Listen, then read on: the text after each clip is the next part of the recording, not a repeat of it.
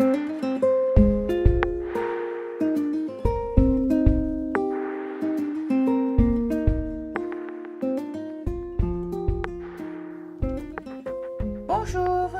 eh bien c'est Guylaine ici, bien le bonjour à tout le monde. Aujourd'hui je voudrais vous parler des textures qu'on peut faire pour le dos des bijoux qu'on fait en pâte polymère. Des bijoux, des morceaux, je sais pas comment on dirait, de vos créations, voilà, en pâte polymère. Et comme vous voyez ici, j'ai différentes textures au dos de mes pâtes polymères. Alors, je voulais vous expliquer un peu comment je fais et surtout, le but de cette vidéo, c'est vous montrer comment vous pouvez faire des textures vous-même à un prix vraiment bas. Si vous débutez, il faut tout acheter, ça devient un petit peu cher tout ça. Donc voilà, je vais vous montrer comment moi j'ai fait. Et en plus, c'est très amusant et très facile à faire. Donc, évidemment, je ne savais pas. Donc moi, j'ai commencé par acheter des textures qui sont faites par d'autres gens, d'autres personnes, et qui sont relativement chères. Ici, par exemple, c'est quelque chose qui a dû coûter dans les 12 dollars, 12-15 dollars. C'est donc à peu près une dizaine d'euros, ce que je trouve vraiment cher. Mais bon, c'est vrai que c'est très très bien fait parce que c'est profond. Donc ça permet de faire une texture très très haute, hein, très, très prononcée.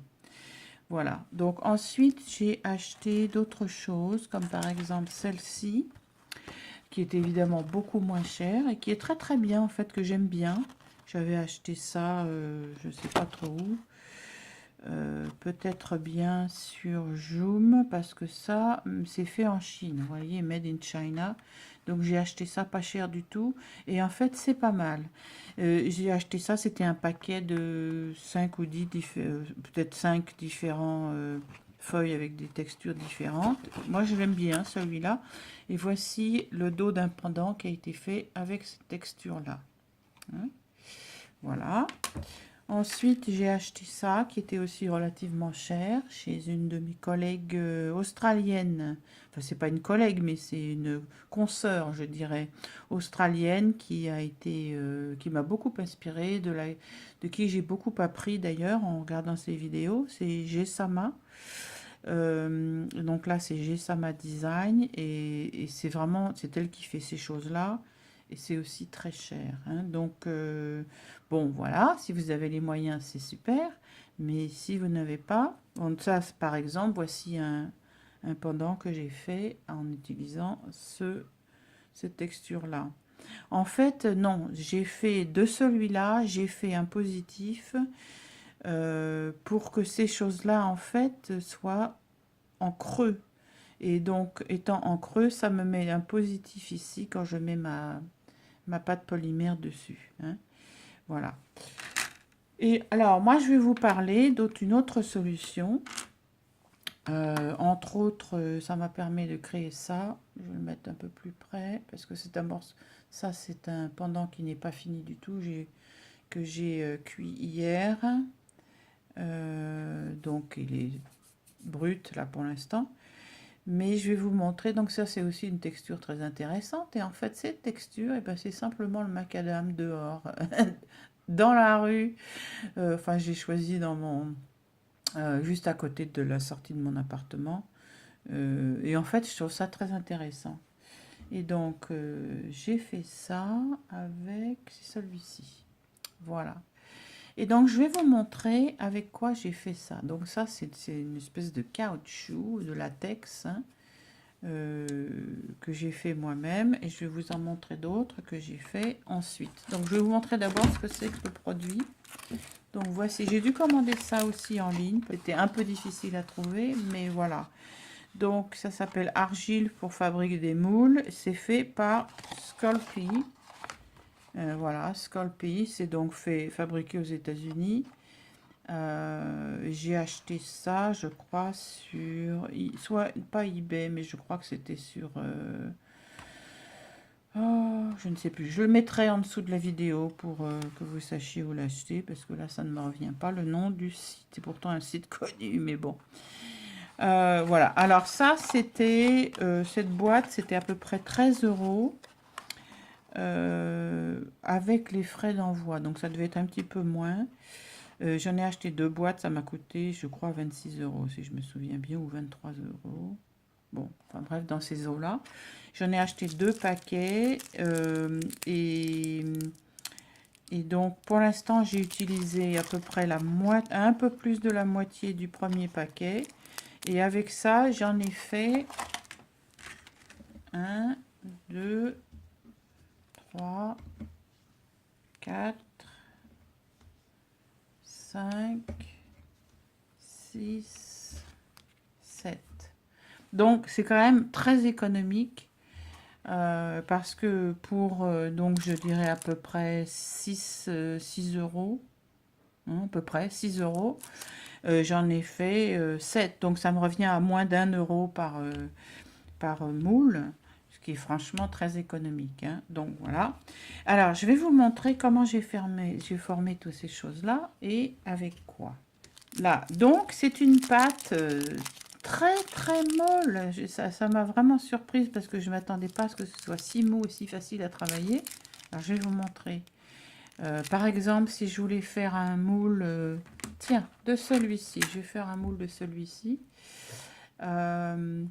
Et ensuite, en faire donc un dans l'autre sens. Ah, ça serait pas mal ça, tiens, ça me fait penser. Donc vous pouvez faire ça aussi avec des choses que vous avez déjà. Donc voilà, je vais vous montrer comme cette pâte est très très molle et pas du tout collante. Hein, donc je le ramollis. Je sais pas si j'en ai assez, mais peut-être prendre un petit peu plus. Oups. Un petit peu plus. Et en fait, cette pâte, ça cuit dans votre four traditionnel très très rapidement. Très très rapidement en, je crois, 10 minutes. Oui, 10 ou 15 minutes, je les ai mis à 130 degrés. Hein, donc, vraiment, voilà. Donc, je pose ça là et je vais mettre... Enfin, je vais commencer là au bord. Excusez-moi, vous voyez que j'ai pas encore trop d'expérience avec ça, puisque je les ai utilisés qu'une seule fois pour l'instant.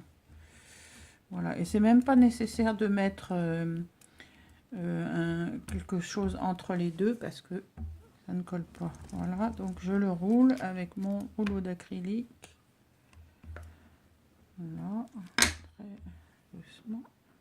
Hop. Voilà, c'est tout. Je l'appuie pour être bien sûr que je suis bien rentrée dans les petites trucs. Et donc, je vais couper les bords, mais je peux les couper après. Et donc après, c'est très facile, on le sépare comme ça. Et regardez, c'est une impression parfaite. Mais c'est d'une facilité, c'est incroyable. Voilà.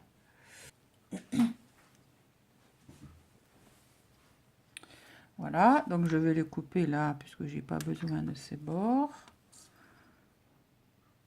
Voilà, autant économiser le produit. Hop.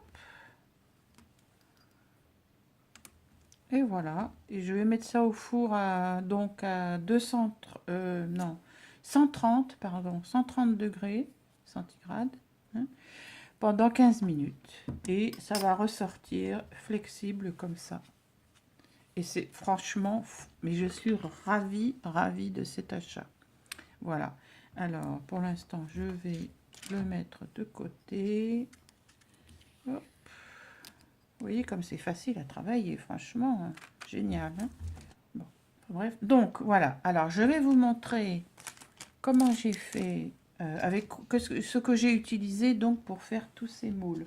Donc celui-ci, eh bien, je suis simplement allée dehors dans la rue là et en fait sur le, c'est sur le trottoir que j'ai fait ça. Oui, c'est le trottoir. Donc en macadam, je suis sortie avec mon morceau de clé aplati. Et puis voilà. Et puis j'ai pressé ça par terre. Ça m'a pris 2 secondes. Et voilà. Tout aussi simple que ça. Et ça fait donc une texture vraiment très très sympa. Moi j'aime beaucoup. Et c'est là. très très sympa. Voilà. Ensuite, celui-ci, alors si vous pouvez deviner, en me promenant ma chienne, et ben vous savez, au bout d'un moment, quand on fait ça, on regarde texture partout, quand on se promène. Et donc, celui-ci, j'ai fait, je crois que ça s'appelle du Troen, ça. J'ai cueilli chez quelqu'un un tout petit bout une petite branche de Troen, voilà. Et puis je l'ai simplement, eh bien là je peux pas vous montrer parce que là c'est le truc cuit, mais simplement donc j'ai pris un peu de cette pâte là, aplatie, et ensuite j'ai bien aplati et roulé avec mon cylindre en acrylique. Je l'ai bien roulé comme ça pour que ce soit bien, pour qu'en fait ce soit bien rentré dedans, que ça, au toucher comme ça, que je ne le sente pratiquement plus. Hein. Et ensuite je les ai délicatement enlevés. Ça m'a donné ça et je l'ai cuit et voilà. Et maintenant donc je peux reproduire cet effet là. Ensuite,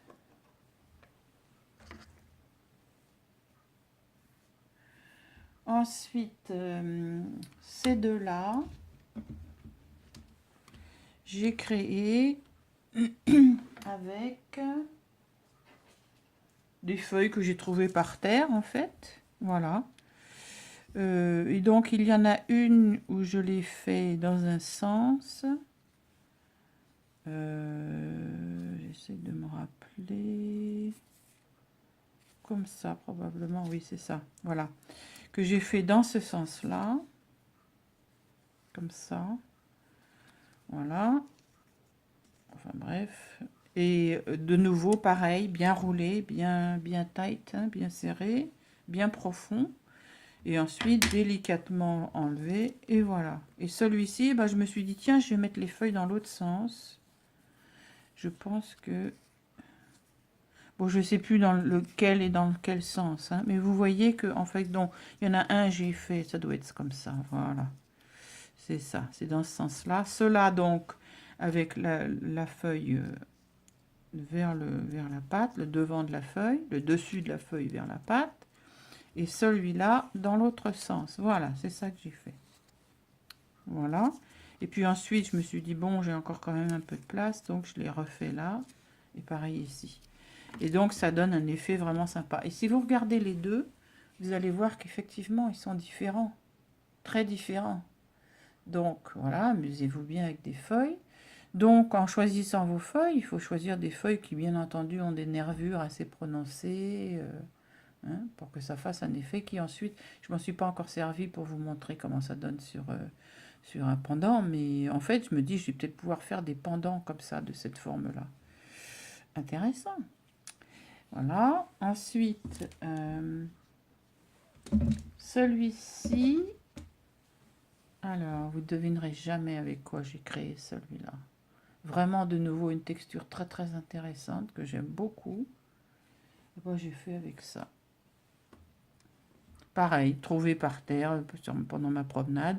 Comme c'est l'automne, il y a beaucoup de choses qui tombent. Voilà, et qu'est-ce que j'ai fait? J'ai pris ça et puis je l'ai roulé comme ça sur la pâte. Et voilà, tout simple.